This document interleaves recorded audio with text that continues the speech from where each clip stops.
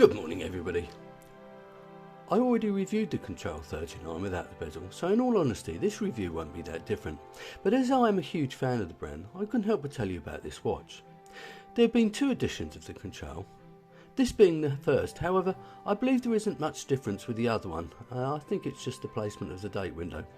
Nodus watches are designed, constructed and QC checked in California, and in my opinion the quality of these watches is nothing short of outstanding. I previously owned a retrospect, and as mentioned a non-bezel Contrail, and as well as the model I'm reviewing today, I also own a sector field. It's my belief this watch is neither an out-and-out dive watch, nor is it just a sports watch. Just like my Zelos Horizons, I believe this is a sports watch with a 24-hour rotating bezel, that just happens to have most of the attributes of a dive watch. Anyway, on with the review. And welcome to my unpaid and unsponsored review of the Nodus Contrail. That's the GMT bezeled version.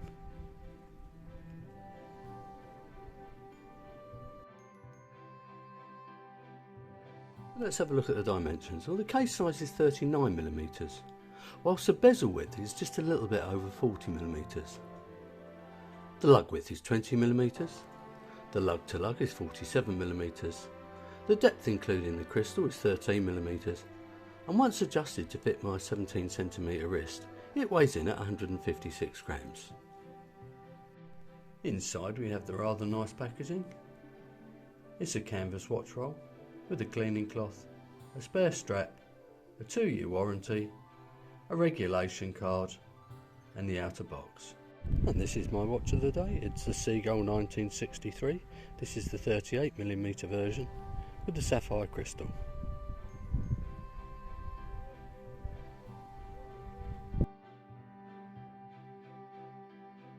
The 6mm crown is knurled in a checker pattern and screws down to aid the watch's 200 metre water resistance. It's signed and operates the movement without issue. It engages well, but with the movement inside will never have that buttery engagement of some higher end watches. Now the movement inside is the high beat 4Hz Myota 9015. It hacks, hand winds, is reliable, and if regulated correctly can be very accurate. Some people moan about its noisy unidirectional rotor, where it's not something I've ever really noticed when it's on the wrist. To be honest, it's about the best movement you will get in a watch at this price, other than possibly Steinhardt, who do use a Solita SW200. Now Nodus regulate their watches, and when I say regulate, I don't just mean they check that they're in specification, I mean they actually regulate them so they run accurately. Let's see what the time grapher thinks of this one. Nice set of figures here, only +1 second a day, this is dial down. The amplitude's 239, however it's not fully wound, and a 0 beat error. Very happy. It's got a box sapphire crystal with some AR coating applied to the underside. The case is beautifully finished and in my opinion is comparable with watches that cost many times more.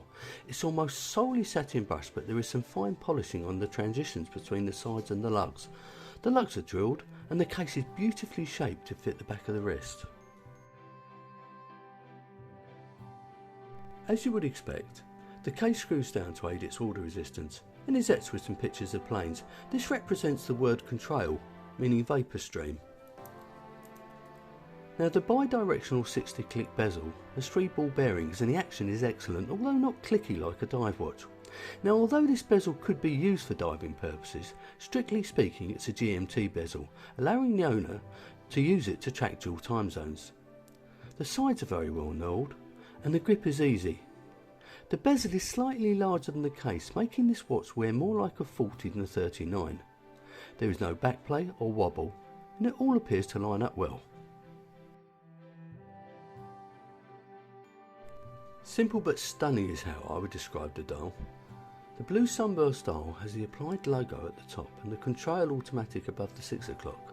Around the chapter ring is the minute track, whilst the frame date window is at 3 o'clock. Both the fence post hands and applied indices are filled with X1C3 lume, which isn't the best I've seen, but this isn't an out and out diver, so I wouldn't expect it to be. Now let's have a look at that lume.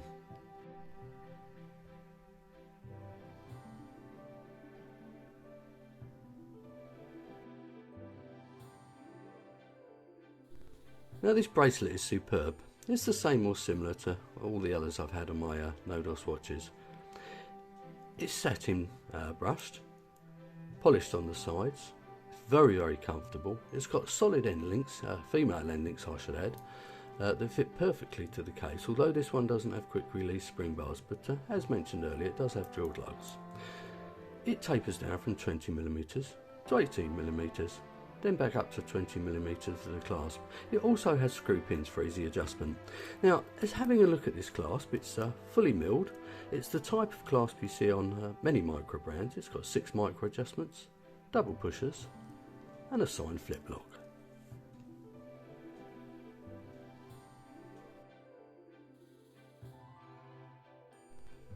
The new edition of this watch sells for about $595, but if you live in the UK and you have to factor in duty, it will cost you about the same in pounds. Needless to say, it makes the watch a better purchase if you live on the USA side of the pond. I believe that if you take into account the quality and specification, even if you have to pay the full asking price, this makes the watch reasonable value for money. That said, I prefer to buy good used watches rather than buying new, and I paid about £300 for this watch from a friend who likes G-Shocks. Nice bloke, but a bit strange. This isn't a new watch, so QC issues aren't really relevant. However, I should point out that Nodus are renowned for their high standards of QC testing. So is there anything I dislike? Well, Nodus already make a 39mm bezel-less Contrail, which is a sports watch, so I'm not quite sure why they made a bezeled version rather than a true diver. That said, this could quite easily be used as a dive watch. Other than that observation, there really isn't much to complain about. The combination of the stainless bezel and sunburst blue dial is absolutely fantastic. The H-link bracelet is superb, and in general it's just a really well put together watch. So in summary, I make no bones about it. I'm a massive fan of this brand. I genuinely believe the quality of these watches meets and even exceeds that of Swiss entry watches. I also love the fact that the watches are designed and constructed in the US. Seriously, I would suggest this brand to anyone, so if you get the opportunity to pick one up, don't hesitate. Now that brings me to the end of this review, so if you've enjoyed it, please click on the like button, subscribe if you haven't already, leave your comments below, and enjoy the rest of your day.